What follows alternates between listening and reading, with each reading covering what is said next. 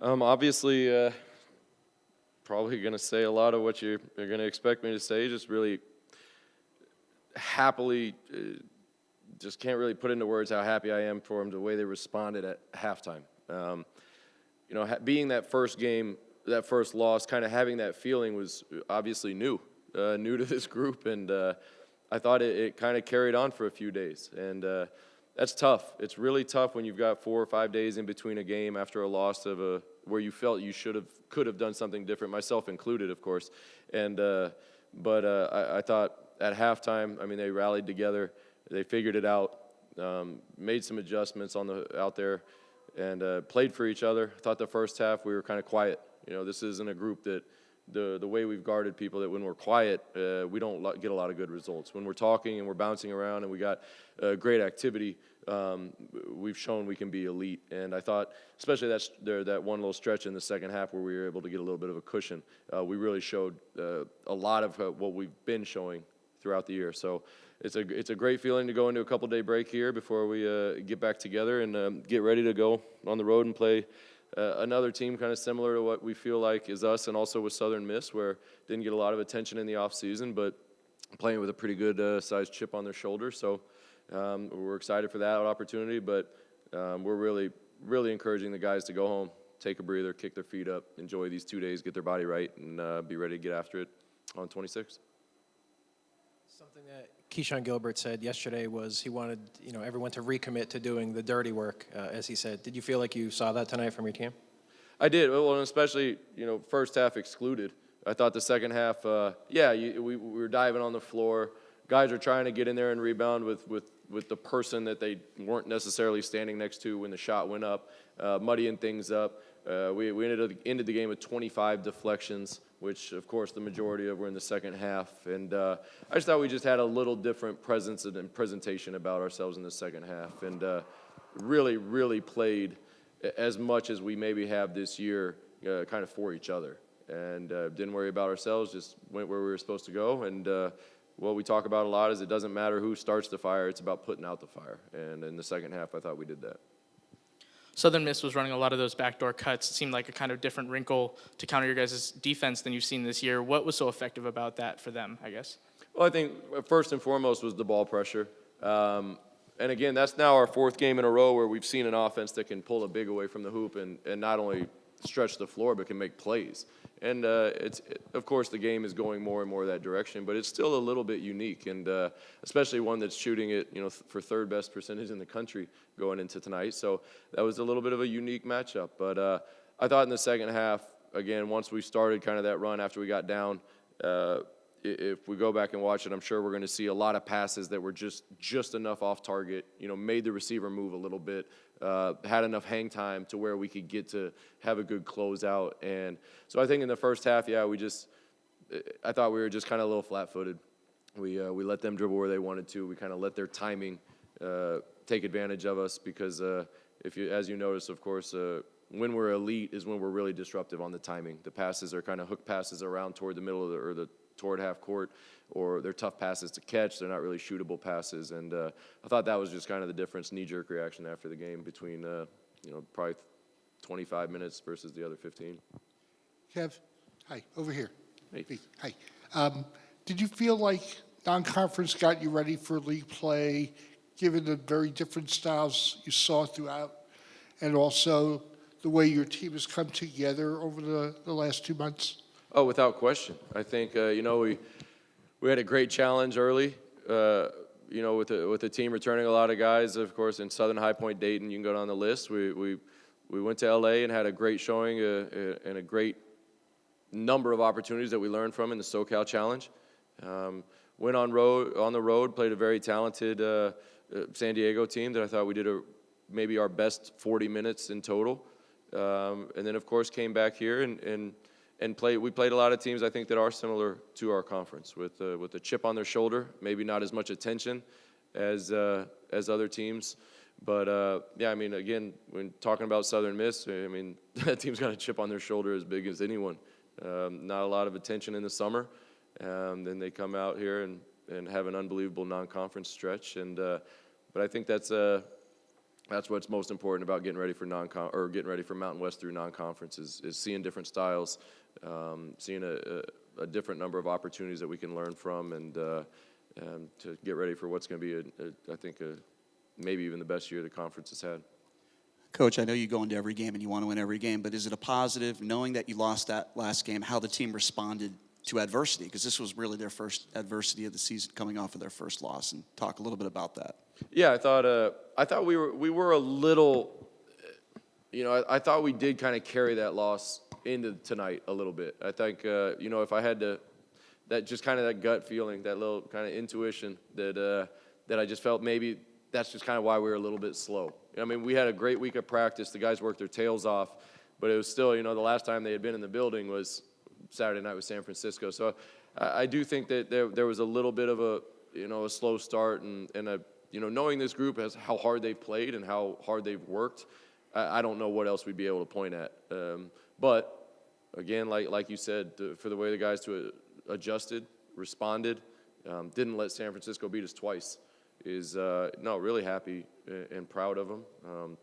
Christmas games were scary, the last one before the break, but this is the second year in a row that guys have handled it really well, and it definitely. My wife's in the back there. I'm sure she's going to be happier that I'll probably be in a little bit better of a mood for the next 3 days than if this had gone the other direction. Coach, after the Hawaii game at the Dollar Loan Center, you spoke a little bit about some of the reasons why you brought Luis Rodriguez here. On the offensive end, when you were watching him, you said it wasn't necessarily the mechanics with the shot, but it was just the volume. 5 3-pointers tonight, career high from down there. Are these the nights that you envisioned when you brought him here to Vegas? Oh, absolutely. I think, and if you watch, my reaction with Lou is when he took kind of that one that he took late in the first half, a little bit of a dribble step back. It's just very out of character for him. Because, we talk to our guys all the time, and I'm sure we could go back to a couple of the early games that we encourage our guys to hunt, catch, and shoot three-point opportunities, to create advantages for each other.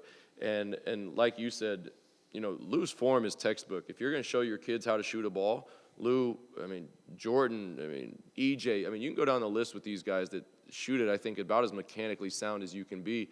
It's just about having clean opportunities to do so. And I think Lou's taken full advantage of those opportunities, hit a couple huge ones tonight that just didn't quite let them get back into it. And, Lou even brought up in a timeout about this what more could we have asked for? It was almost an identical situation to San Francisco where we had a lead. There was a handful of minutes left. What would we do differently? And, he went out there, got some deflections, hit a big shot. Got some free throws, so he obviously very clearly took that game to heart and did what he felt he needed to do to have a different outcome tonight. All right, thanks everybody. Happy Thanks, holidays. guys. Happy holidays.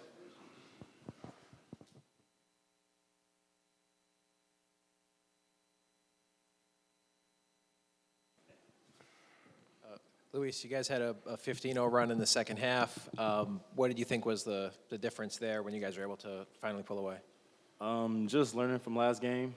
We knew not to get complacent, content, anything like that. We just knew, it was going to be a fight the whole game. So to just stick with what we do and stay locked in, rebound, get out and run, and just make plays. Do you feel like you guys got back to doing like the dirty work? That was something that had been mentioned yesterday at practice. Do you feel like you guys were in there doing the dirty work? Oh, for sure. All the little plays is what win games. So just making plays down the stretch, to close, just learning from the mistakes we made last game and just, stand locked in. I think that's the biggest thing, take away from this game was to not get too high, not get too low, but just know that they is going to stay. They're not going to go away. So to just keep working and treat every possession like it's your last. So, for sure. EJ, 4 points in the first half, 15 in the second. Just what was your approach coming out of halftime to how you wanted to take control of this game? I just heard the guys, telling everybody, we had to play harder, honestly. So they just kept on everybody. Everybody had to play better the second half because they came out and they hit us in the mouth pretty good. They was confident, came in our place confident. We didn't like that feeling. San Francisco came in with a similar thing like that. And that's something that we paid attention to in practice, kind of not letting up. And I think we did a good job of that. As you said, you got on a run in the second half. That was big time. That's a big step forward for us that, we definitely don't go unnoticed going home, and definitely something that we applaud. You had that breakaway and one, and then kind of chest bumped someone in the crowd. Did you know who that was, or do you Yeah, have a that confession? was Big Elijah, man. He's our manager, man. You know, he work hard every day, come in, great energy for us, man. He's somebody specifically helps me out every game, man. You know, he's just genuine, and I love that, man. I was glad he got a moment like that, man. EJ, you kind of just talked about it right now. To close that first half, Southern Miss went on a 5-0 run, and it came on the heels of you guys going on a 5-0 run.